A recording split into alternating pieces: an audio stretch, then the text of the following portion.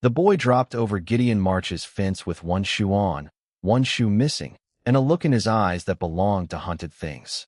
He landed hard in the dust, saw what Gideon had not yet seen, and shouted, "Don't move." The noon sun had baked the yard white. Heat shimmered off the pump handle. The prairie rattler lay looped in the windmill's shade, so close to Gideon's boot that one more step would have done it. Before Gideon could turn, the boy snatched a broken fence slat, drove it down across the snake's neck, and held fast with both shaking hands. The tail whirred like dry seeds in a gourd. Gideon brought his heel down once, then again. When it was done, dust drifted around them in the stillness, and the sharp, ugly smell of venom hung in the air. The boy let go of the slat and staggered back. He was all elbows, ribs, and nerve. 12, maybe. His shirt had been torn under one arm. A bruise darkened his wrist like a rope had lived there too long. "Name?" Gideon asked. The boy kept his distance. "Jude. You always order strangers about. Only when they're about to die." That answer nearly drew a smile out of Gideon, which was a rare and dangerous thing these days.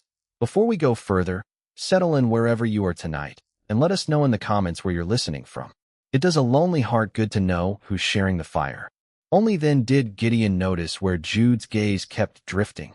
Not to the house, not to the horses, but to the saddlebag hanging on the porch peg. Hunger had a way of emptying everything out of a face except the eyes. "The biscuit tin's inside," Gideon said. "If you're set on stealing, start there." Jude blinked, as if kindness sounded more suspicious than a gun. Then he moved toward the kitchen with the careful speed of a child who had learned that mercy often changed its mind. Gideon followed him into a house gone too quiet since grief had taken up permanent lodging there. The kitchen smelled of coffee grounds, flour, and sun-warmed boards. Jude took one biscuit and broke it in half before he ate, saving the rest without even thinking about it. "What do you want for it?" he asked. Gideon set a skillet on the stove. "A man can feed a boy without setting terms. Not the men I've known." That sat between them while ham sizzled in the pan. Gideon March's ranch lay on the dry edge of Orphaned County, where the Colorado plain rolled toward broken ridges and the wind never seemed to finish what it had come to say. His barn leaned east, his fences needed work, and his south pasture held the best water for 10 miles. That water was why Silas Vane wanted the place. Silas owned more cattle than decency and had been circling Gideon's land for months. Jude ate like a boy, trying not to look hungry. Gideon noticed the child's hand pause when his eyes landed on a small willow horse hanging above the shelf. One leg had been mended with twine years ago. "Your folks?" Gideon asked. "Dead." "How long?" "Long enough for people to start saying, 'I ought to be grateful.'" Gideon had no answer for a sentence like that. The dogs barked before he could think of one. Horses. More than one. Jude was on his feet instantly, every scrap of ease gone out of him. He looked at the back door, then the front, measuring distance, risk, and failure all at once. Gideon crossed to the window. In the yard stood a buckboard with County Child Welfare painted on the side. Ezra Pike climbed down from the seat, broad in the neck, slick in the hair, smiling the way men smile when they enjoy their own power. Beside him sat Deputy Hollis Grin, who looked born to evade responsibility. Pike called from the porch. "Afternoon, March. We're looking for county property." Jude made a sound too small to be called breath. Gideon stepped outside and closed the door behind him. Heat pressed against his shirt. "You lose a horse?" "A boy," Pike said. "Ran from the wagon. Thin little liar by the name of Jude Talbot. Stole from the home. Struck another child. Needs returning." "Paper?" Gideon asked. Pike's smile tightened. "No need for drama." "Paper." Grin produced a folded sheet, but he held it like he hoped no one would read it too closely. Gideon took one look and knew it for what it was. A transfer notice signed by Pike himself, not a lawful order. "This gives you no right to enter my house," Gideon said. Pike's eyes went flat. "That boy belongs in county custody." Belongs is a strong word. From inside the house came the faint clink of a jar. Pike heard it. He started up the porch. Gideon stepped once, square into his path. He did not raise his voice. He did not need to. "You come back with a judge's order," he said. "Till then, he stays fed." Pike looked him over, from boots to jaw, deciding whether this was worth a public fight. "You're overdue at the bank, March. Bad time to take on county trouble." There it was. Not Pike's courage. Silas Vane's money. Gideon did not move. Get off my land. Pike spat into the dust and turned away. One boy is a mighty costly thing to pity. When the buckboard rolled out, Gideon watched it until the road swallowed the dust. Then he went back inside. Jude stood by the stove, gripping a butcher knife in both hands. Gideon took it from him gently. Did he kill your folks? Jude shook his head. No, sir. But he's done his best to finish me. That was the moment the day changed shape. Gideon felt it plain as weather. He could hand the boy over, save his own skin, keep his ranch quiet. Or he could let trouble in and see what remained standing after it passed. You can have the East Room tonight, he said. Jude stared. For how long? Long enough for me to decide who's lying. That afternoon Jude worked as if labor were the price of breath. He hauled water, split kindling, and moved around the place with a competence too old for his years. When Gideon's sorrel gelding shied at a feed sack whipping on the line, Jude did not jerk the rein or curse. He stepped close, laid a hand under the horse's jaw, and breathed until the animal quieted. Who taught you that? Gideon asked. My mother. She said scared things listen for a steady heart. At supper, Gideon noticed another bruise under Jude's sleeve, and later, as the boy reached for the wash basin, a welt striped across his ribs. Pike. Jude nodded without looking up. Why'd you run? Jude stood silent a long time. Then he said, County pays Pike to house boys. Ranchers pay him to send us out. Some get wages on paper. We never see them. Can you prove it? A pause. Maybe. Before Gideon could ask more, another knock came. This one measured, not aggressive. Dr. Elspeth Rowe entered without waiting to be fussed over. She was a widow with silver hair escaping her pins and eyes sharp enough to cut lies open. She took one look at Jude's bruises and made no effort to hide her anger. This child has been beaten, she said. Not disciplined. Beaten. Will you say that to a judge? Gideon asked. I'll say it to a judge, a sheriff, and the Almighty if necessary. She lowered Jude's shirt, jaw tight. But Pike doesn't move without backing. Veins behind this somewhere. Jude looked up at the name. Tall man. Silver watch chain. Gideon's stomach went cold. You know him? He came to the home twice. Pike lined us up. Picked the biggest boys first. Jude swallowed. Two never came back. Silence thickened the room. Elspeth left medicine and instructions, then paused on the porch with Gideon under a hardening sunset. Take the boy to Judge Abernathy tomorrow, she said. Not the sheriff. Bell would sell his own shadow if it brought him an easier day. After she rode off, Gideon went back inside and found Jude still at the table, not in bed. I can leave before dawn, the boy said quickly. You fed me. That's enough. If I go west through the draws, they won't tie you to it. You think I'm doing this out of pity? Gideon asked. Doesn't matter why if it costs you the ranch. The honesty of it struck harder than pleading would have. A hungry child learns fast, Jude said quietly. Mostly he learns when he ain't wanted. Gideon looked down the hallway to the last closed door, the one he had not opened in 3 years. Behind it sat a narrow bed, a red blanket, and a dozen memories he had preferred to survive without touching. You're wanted under this roof tonight, he said. Jude did not smile, but some guarded place in his face eased. Morning came yellow with dust. They rode for town, Gideon on the buckskin, Jude on the old sorrel that had once belonged to Gideon's son. Orphaned's main street held the usual mix of wagon ruts, feed sacks, and small-town watchfulness. Keller at the mercantile wiped the same spot on his counter 3 times while pretending not to listen. Tomas Reyes at the smithy peered through a curtain of sparks. Mrs. Vale from the boarding house stopped sewing long enough to study Jude with brisk, maternal concern. Judge Abernathy was in Pueblo and would not return till morning. That bad news was still settling when Silas Vane crossed the street toward them. He wore a dove-gray coat and a silver watch chain bright against his vest. From a distance he passed for handsome. Up close, every pleasant feature bent toward appetite. March, he said. And who's this? Business not yours, Gideon said. Silas smiled at Jude. A runner from Pike's place, I hear. Dangerous sort. They grow up wild when no one claims them. Jude looked at the ground, but Gideon felt the child go rigid beside him. Silas turned back to Gideon. As it happens, I've solved a problem for you. I purchased your banknote this morning. He slid a folded document from his pocket and tapped Gideon's chest with it. 5 days to pay principal, interest, and penalties. Fail, and I take the south pasture with the water rights. Hand the boy over now. And perhaps I forget the penalties. Gideon's hand closed at his side. The bank can explain itself. It already has. Silas's smile never wavered. Some boys are born for service. Best to learn it early.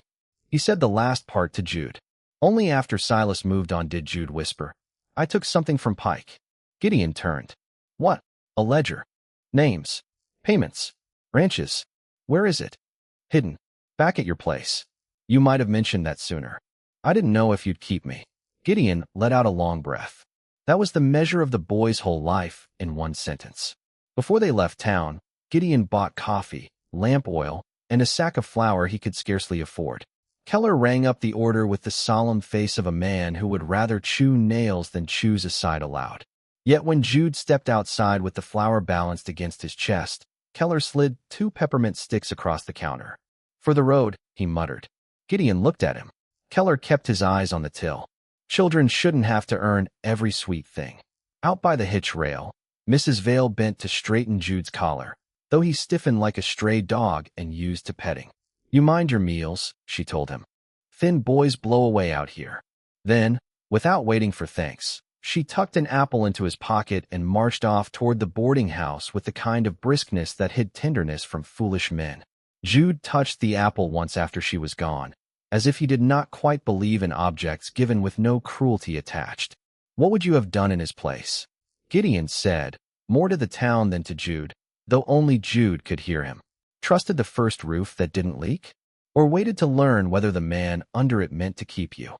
They rode home by the North Road. Trouble got there first. Deputy Grin waited at Gideon's gate with Cleet Danner, Silas Vane's foreman, a man built like a barn door and about as subtle. Grin held up a fresh paper.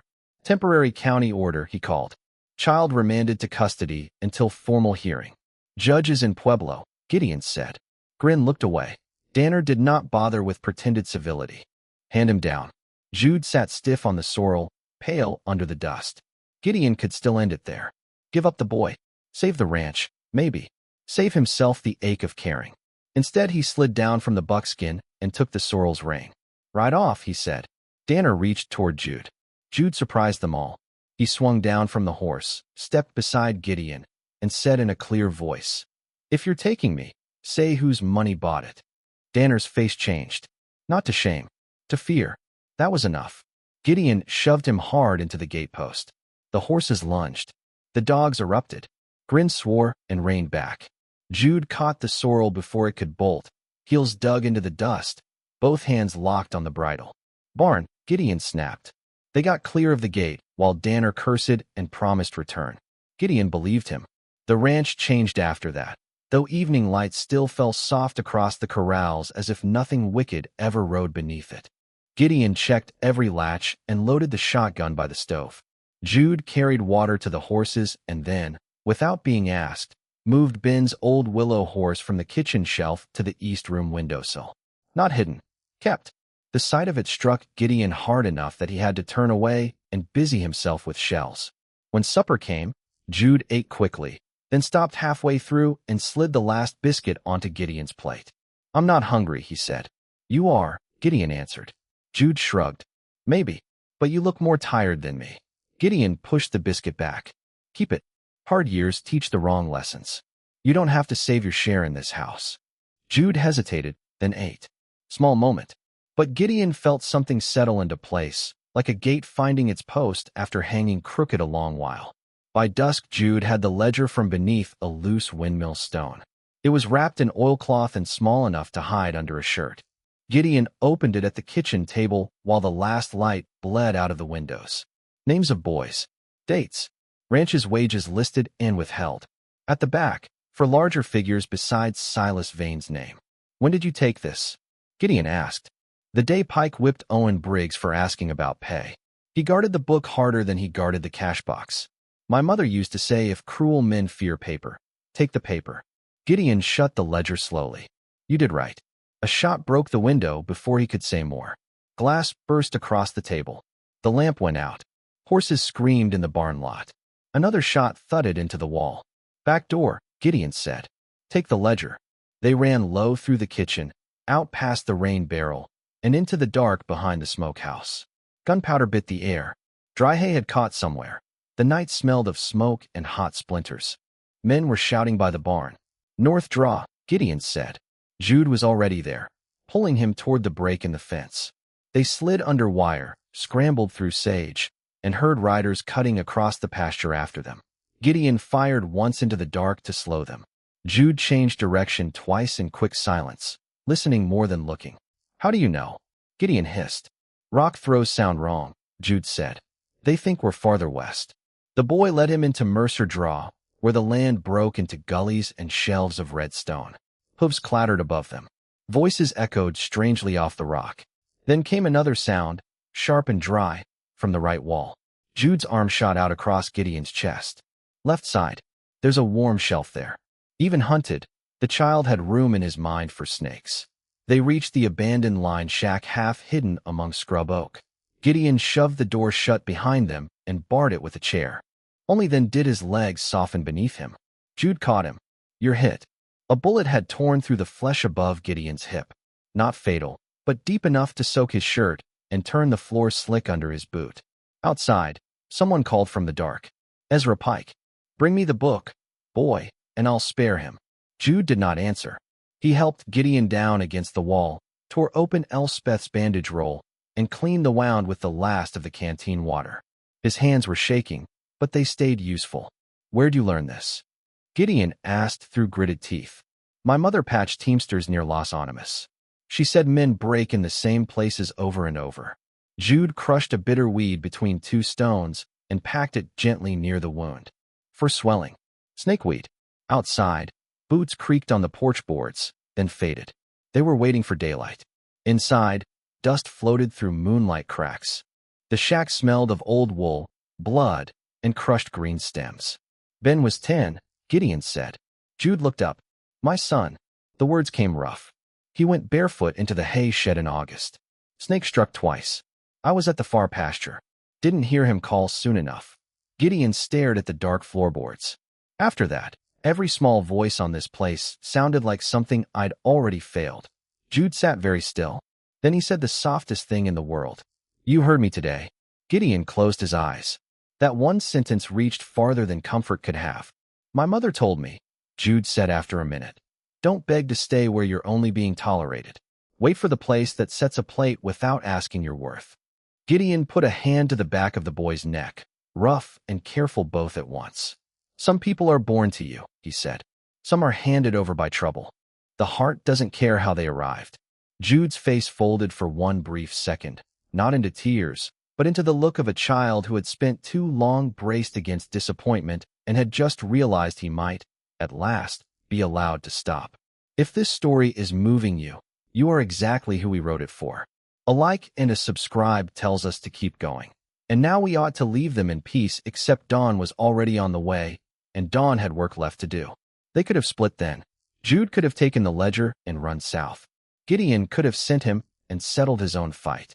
Instead, Gideon forced himself upright against the wall. "We ride into town together," he said. "Public is Sunday. If Vane wants this buried, he can try burying it under witnesses." By the time they reached Orphaned again, the stock auction crowd was gathering in front of the feed hall. Perfect. Too many eyes for quiet corruption. Silas saw them first. Surprise flashed across his face before charm covered it. "Morning, March," he called. "Doctor," Gideon said instead, spotting Elspeth at the hitch rail. "If I'm dead in the next minute, will you still read?" He held out the ledger. She took it without hesitation. Pike lunged for the book. Jude moved faster. He snapped a hitch rope low across Pike's knees, and the superintendent went down hard in the dust to a sound half the town would later claim was the sweetest it had ever heard. Silas drew his pistol. That was his mistake. Once a man pulls iron in front of 30 witnesses, the story stops belonging to him. Tomas Reyes stepped from the smithy with blackened tongs in hand. Mrs. Vale gave a shriek fit to wake the dead. Keller vanished behind a flour barrel.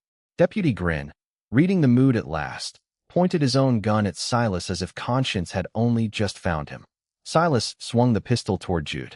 "For a boy not yours," he said. Gideon's answer came steady as bedrock. "That's where you're wrong." He fired once. Clean. Silas's pistol spun from his hand and skidded under the hitch rail. Then Elspeth began to read. She read the boys' names. She read the county payments. She read the ranch contracts, the withheld wages, the false charges for food and blankets already bought with public money. She turned a page and read the larger entries tied to Vane. Labor purchased, debts manipulated, collections forced through Pike's custody lists. Murmurs rose. Then came small voices from the back of the crowd. Two boys from Pike's wagon, now standing beside the church deacon, pointed at Pike with the flat certainty of children who had run out of fear. He locks the hungry ones in the coal room. He said Vane paid extra for boys that don't talk back. By the time Sheriff Bell arrived, late and red-faced, the town had already chosen the truth. Pike went into irons first, shouting that everyone had misunderstood. Danner was dragged in an hour later from the creek road after trying to make for New Mexico. Grin, in a panic to save himself, offered testimony before anyone asked. The bank manager, realizing his name sat too close to scandal for comfort, voided Silas's transfer of Gideon's note on the spot pending investigation. Silas Vane cursed, threatened, and promised ruin. None of it sounded large with both hands held behind him and half the county watching. A state investigator came up from Pueblo within 2 days. By months, Vane's contracts were seized, his accounts frozen, and every rancher named in the ledger was being made to answer for wages stolen off the backs of boys too small to fight men alone. Justice does not always arrive clean. That time it came dusty, limping, and public. It was beautiful anyway. 3 weeks later the barn stood framed again. New boards shone pale against the old house. On a blue morning touched with cold, Gideon and Jude rode back into town in clean shirts for the hearing that mattered most. Judge Abernathy, suddenly eager to be known as a protector of the innocent, signed the guardianship papers with a fountain pen that squeaked on the final stroke. Jude stared at the paper as if it might vanish if he blinked. "Does this mean it's settled?" he asked outside the courthouse. Gideon reached into his coat and placed a brass key in the boy's hand. "Means the East Room is yours till you outgrow the walls. Means nobody can sell you, move you, or rename you. Means home, if you still mean to have it." Jude closed his fist around the key. "I mean to." Autumn came gold over the plain. Cottonwoods along the creek flashed yellow against the red earth, and mornings carried wood smoke sharp as memory. Jude started school 3 days a week and ranch work the rest. He learned his letters properly, though he still read with his lips moving. Gideon pretended not to notice. Elspeth pretended not to be proud. Sometimes grief still crossed the threshold, because love had lived in that house before and leaves marks when it goes. But grief no longer ruled there. It had to make room for boot steps racing down the hall, for laughter at the supper table, for a boy calling from the barn and a man answering without fear. The loneliest houses make the warmest homes once laughter learns the way in. One October evening, with stew cooling on the table and the horses dark against a sky washed rose and amber, Gideon stood on the porch while Jude came running from the barn with a schoolbook under one arm and the brass key flashing in his fist, and from the rise above the pasture their two long shadows reached all the way home side by side. Next time, we'll tell the story of a deaf young woman sent to a remote Wyoming sheep camp because her brothers were ashamed of her, and the scarred veteran who discovered she could hear a lie sooner than any hearing person ever could.